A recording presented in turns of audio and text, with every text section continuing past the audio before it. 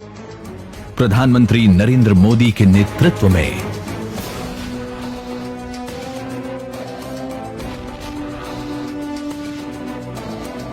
6 সাল বেমিসাল আর এদিকে 6 বছরে দেশের বিকাশ মিসাইলে চেপে উধাও।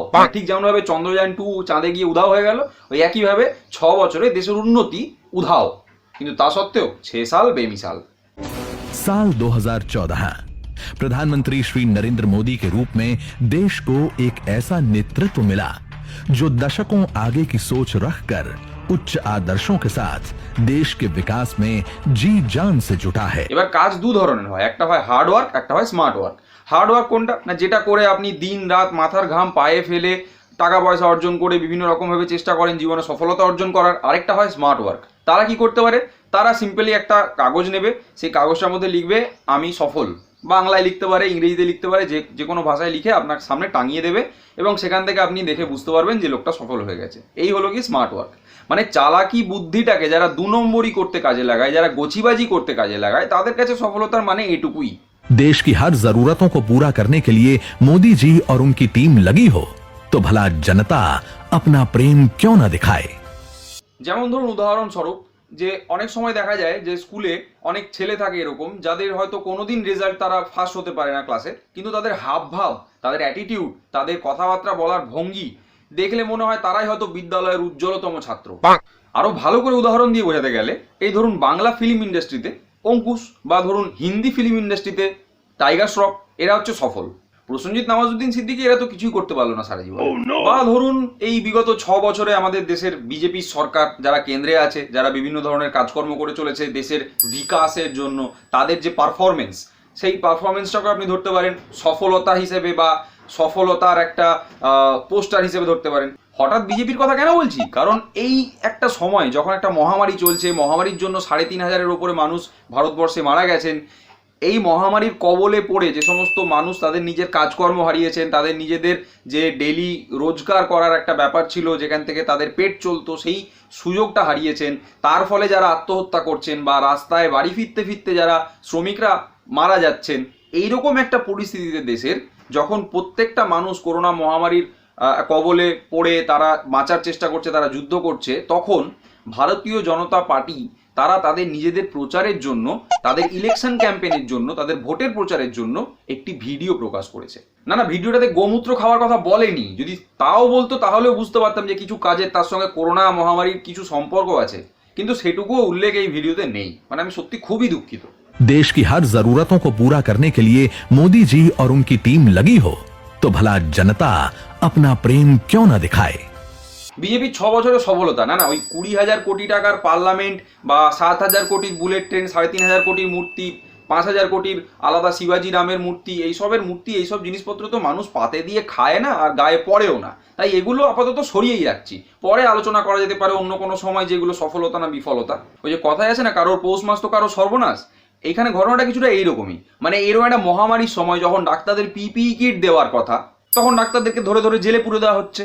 বা ধরুন দেশবাসী যারা এই লকডাউনের কবলে পড়ে যাদের রোজগার বন্ধ হয়ে গেছে, তাদের হাতে টাকা দেওয়ার কথা, তার জায়গায় দেশে শিল্পপতিদের ঋণ দেওয়া হচ্ছে বা তাদের ধার নেওয়ার জন্য বিভিন্ন সুযোগ করে দেওয়া হচ্ছে। এরকম একটা মহামারীর কবলে পড়ে যখন দেশের মানুষ না খেতে পেয়ে বাধ্য হচ্ছে রাস্তায় পড়ে থাকা কোনো প্রাণীর পচা মাংস খেতে, বা বাধ্য হচ্ছে নিজের প্রাণ নিয়ে নিতে, সেইরকম একটা পরিস্থিতিতে দাঁড়িয়ে যখন মানুষকে হাতে টাকা দেওয়ার কথা, সেখানে রেশনের নামে দেওয়া হচ্ছে চাল আর ছোলা।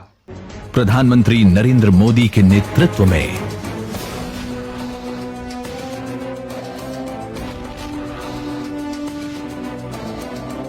দেশের প্রায় লক্ষাধিক শ্রমিক তাদের নিজেদের পরিবার, তাদের নিজেদের সংসার সমস্ত কিছু নিয়ে আজকে রাস্তায়। দেশের ভবিষ্যৎ ছোট ছোট শিশু, তাদেরকে দেখা যাচ্ছে মাথায় বড় বড় বস্তা নিয়ে তারা রাস্তায় হাঁটছে, হাজারের পর হাজার কিলোমিটার তারা পায়ে হেঁটে অতিক্রম করছে বাড়ি ফেরার জন্য। শুধুমাত্র একটাই ইচ্ছে যে হয়তো আমরা খিদের চোটে মরে যেতে পারি, কিন্তু রাস্তায় মরতে চাই না বা বিদেশ বিভুঁইয়ে মরতে চাই না, মরতে চাই নিজেদের গ্রামে, নিজেদের যে পিতৃভূমি, নিজেদের যে ভিটে, নিজেদের ছাদের মাথার যে ছাদ, সেই ছাদের তলায় আমরা মরতে চাই। এই একটা ছোট্ট দাবি নিয়ে তারা রাস্তায় হাঁটছে। সেই সময় সরকার কি করছে? দেশের সরকার নিজের ঢাক নিজেই পেটাচ্ছে, যে ঢাকটা অ্যাকচুয়ালি পুরো ফাঁপা। না আপনি কি তর্ক করবেন ভাবছেন আমার সাথে যে মেক ইন ইন্ডিয়া? আরে মেক ইন ইন্ডিয়ার লোগোটাই তো বিদেশি সংস্থার তৈরি। আর এদিকে মেক ইন ইন্ডিয়ার যে লোগোর সিংহটা, সেই সিংহ ল্যাজ তুলে চীনের মধ্যে ঘুরে বেড়াচ্ছে। না দেশের যত যাবতীয় বড় বড় প্রজেক্ট, সেই প্রজেক্টের সব টাকা তো চীনেই চলে যায়। তারপর ওই স্মার্ট সিটি, আমি না হয় মফস্বল জেলার কথা ছেড়েই দিলাম, আপনি কলকাতায় থাকেন, কলকাতাবাসী তো আপনি নাকি? তাহলে কলকাতায় যদি থেকে থাকেন আপনার সিটিটা কি স্মার্ট সিটি হয়ে গেছে? না, আমফানের পর তো 4 দিন সময় লাগলো কারেন্ট আসতে, তাই না? বুলেট ট্রেন, মানে এত ঝড়ের গতিতে ট্রেন চলবে আমাদের দেশে, অথচ লকডাউনের পর হাজার হাজার লাখ লাখ পরিযায়ী শ্রমিক তাদেরকে বাড়ি ফেরানোর জন্য 50 দিন সময় লাগলো সরকারের সিদ্ধান্ত নিতে যে ট্রেন চলবে না চলবে না। मोदी जी ने दुनिया भर में भारत की छवि बदल दी है। यही वजह है कि भारत की जनता को गर्व है मोदी जी पर। ভক্তদের সমর্থনে আমি একটা কথা বলছি, মানে 2014 সালে মোদিজি প্রধানমন্ত্রী হওয়ার আগে পৃথিবীর মানচিত্রে ভারতবর্ষকে কিন্তু দেখাই যেত না, এটা আমি বলছি দায়িত্ব নিয়ে। 2014 সালে মোদিজি প্রধানমন্ত্রী হওয়ার পরেই ভারতবর্ষকে দেখা গেছে পৃথিবীর মানচিত্রে, এবং ভারত বিশ্বগুরু হওয়ার পথে এতটা এগিয়ে গেছে যে এখন যখন তখন পাকিস্তান, যেটা নাকি বিগত 70 বছরে কখনো চমকানোর সুযোগ পায়নি ভারতবর্ষকে, তারা চমকে দিচ্ছে। নেপালের মতন দেশ, যারা নাকি ভারতবর্ষের বন্ধু, যেখানে যেতে ভিসা লাগে না, সেই দেশ পর্যন্ত ভারতবর্ষকে চমকে দিচ্ছে। চীন চমকে দিচ্ছে, আরব কান্ট্রিজ যখন তখন চমকে দিচ্ছে ইসলামোফোবিয়ার নামে। আবার এদিকে ইউএস এর ডোনাল্ড ট্রাম্প যখন তখন চমকে দিচ্ছে, বলছে ওষুধ চাইনালে देखে নেব। सबसे पहले जन भागीदारी से स्वच्छता अभियान की शुरुआत हुई और भारत को गंदगी मुक्त करने का संकल्प लिया गया। असल मायने में यहीं से भारत में विकास, विश्वास और रफ्तार के नए युग का शुभारंभ हुआ। স্বচ্ছ ভারত, যার ব্র্যান্ডিং সব থেকে বেশি আমাদের চোখের সামনে হয়, মানে সেই রেলের টিকিট থেকে শুরু করে পেস্টের যে ফাঁকা প্যাকেট, সেই ফাঁকা প্যাকেটের মধ্যেও আপনি স্বচ্ছ ভারত, মানে ওই গান্ধীর চশমা লেখা আছে স্বচ্ছ ভারত, এই লোগোটা দেখতে পাবেন। এটা একটা ব্র্যান্ডিং। তো এই স্বচ্ছ ভারতের ঘটনাটা আসলে কি না, এই বিজেপি সরকার ক্ষমতায় আসার আগে কেন্দ্রে যখন কংগ্রেসের সরকার ছিল, তখনই তারা নির্মল ভারত বলে একটি অভিযান, নির্মল ভারত বলে তাদের একটি প্রকল্প, এবং সেটা একই রকম, স্বচ্ছ ভারতের যা মিশন ছিল, স্বচ্ছ ভারতের যা উদ্দেশ্য, নির্মল ভারতের উদ্দেশ্য একই। তো নতুন করে নাম বদলে জাস্ট একটা নতুন নাম রেখে দিয়েছে, আর কিছুই না। आजादी के बाद भी देश में 18,000 से ज्यादा गांव ऐसे थे जहां बिजली नहीं पहुंची थी। आज हर गांव में बिजली पहुंच गई है, वो भी तय समय सीमा में। बिजली कम खपत में ज्यादा से ज्यादा घरों तक पहुंचे, इसलिए एलईडी बल्ब लगाने पर जोर दिया गया। আচ্ছা, এবার বিদ্যুৎ সরবরাহ। বিদ্যুৎ সরবরাহের কেসটা কি না, বিজেপি সরকার ক্ষমতাতে আসার আগে 6% কাজ বাকি ছিল, অর্থাৎ গোটা ভারতবর্ষে যদি 100টা গ্রাম থাকে তাহলে মাত্র 6টা গ্রামে বিদ্যুৎ পৌঁছানোর কাজ বাকি ছিল। যদি দাবি এটা করা হয় যে 100% গ্রামে বিদ্যুৎ পৌঁছানো হয়ে গেছে, তাহলে ফোর্বসের যে রিপোর্ট, যেটা একটা ইন্টারন্যাশনাল জার্নাল, নিউজ জার্নাল, তারা জানাচ্ছে যে ভারতবর্ষে এখনো কত সংখ্যক গ্রামে বিদ্যুৎ সরবরাহ বাকি আছে। मुद्रा योजना के तहत बैंकों से लोन लेकर महिला और पुरुष उद्यमी बन रहे हैं और खुद तो रोजगार पा ही रहे हैं, दूसरों को भी रोजगार दे रहे हैं। अब तक 24 करोड़ से अधिक लोगों को स्वरोजगार के लिए लोन दिया जा चुका है।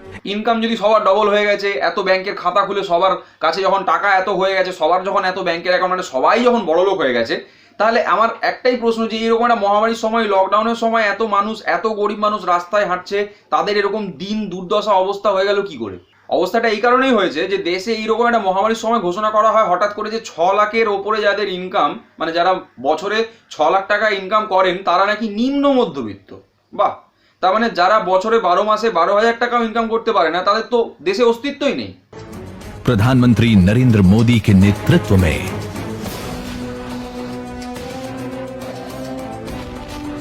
আমরা ছোটবেলা থেকে জেনে এসেছি যে ভারতবর্ষের সরকার হচ্ছে জনহিতৈষী সরকার, অর্থাৎ ভারতবর্ষের সরকার সবসময় দেশের মানুষের কল্যাণের জন্য কাজ করে, দেশের মানুষের ভালোর জন্য কাজ করে। অথচ দেশের মানুষের যখন এইরকম একটা সময়, যখন সর্বনাশ হচ্ছে, মানুষ যখন নিজের পরিবার পরিজনকে হারিয়ে ফেলছেন, কোনো পরিবারের মানুষ যখন তার পরিবারের প্রিয়জনকে হারিয়ে ফেলছেন, সেটা রোগের কারণেই হোক, সেটা মানে কোনো দুর্ঘটনার কারণেই হোক, বা যে কারণেই হোক, মানুষ এখন মারা যাচ্ছে প্রত্যেক দিন। এইরকম একটা অবস্থায় দাঁড়িয়ে কোনো দেশের সরকার, সে যখন একটা জনহিতৈষী সরকার হয়, তারা কি করে তাদের নিজেদের ভোটের প্রচার করতে পারে, তাদের নিজেদের পিঠ নিজেরাই বাজাচ্ছে বা নিজেদের ঢাক নিজেরাই পেটাচ্ছে, এরকম ঘটনা কি করে করতে পারে? সোজা কথায় বলতে গেলে দেশের মানুষের এরকম বিপদের দিনে, এরকম একটা সর্বনাশের সময় দেশের সরকার নিজেদের পৌষ মাস কি করে পালন করতে পারে?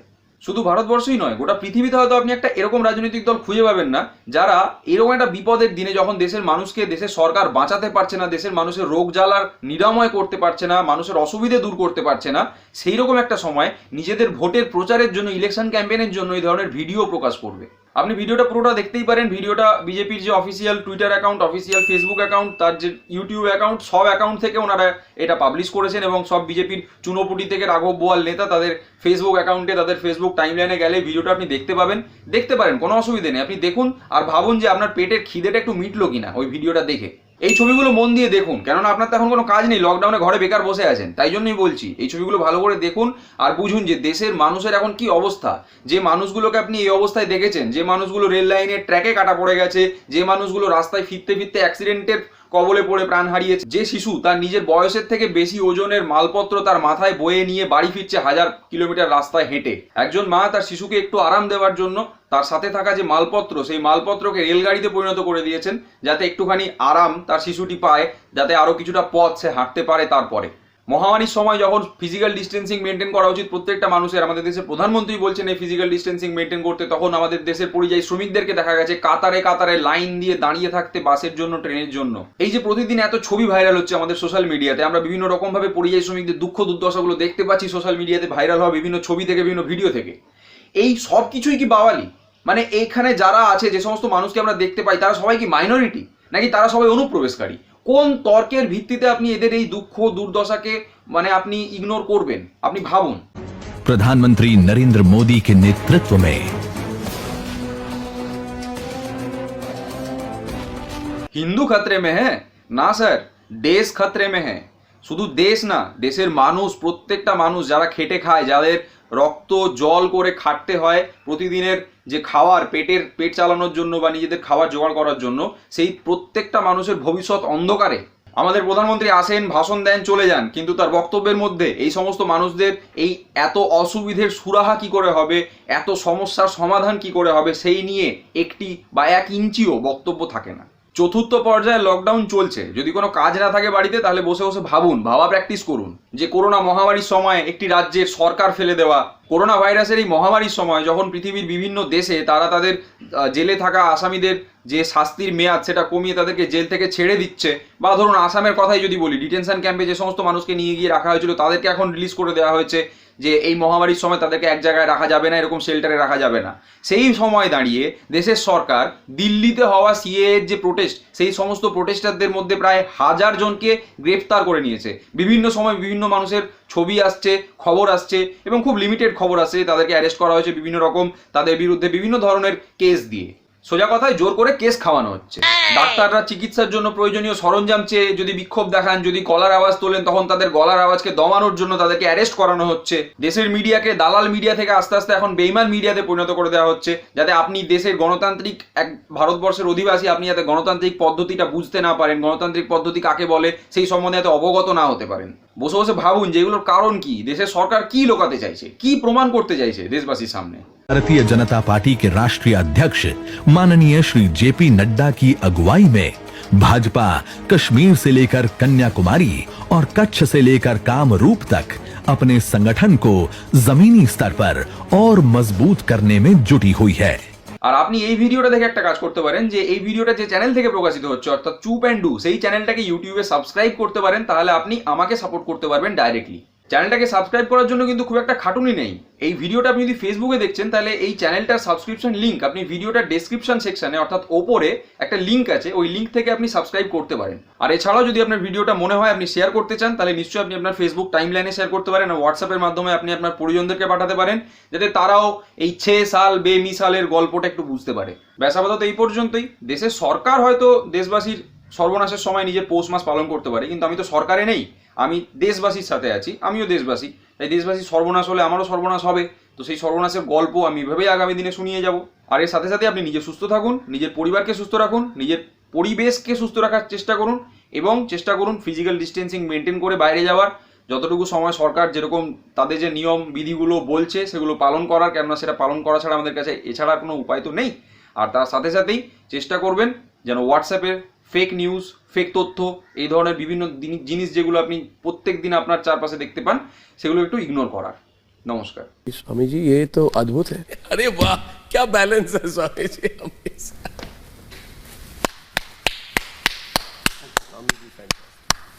मजा आ गया स्वामी जी, बहुत मजा आया।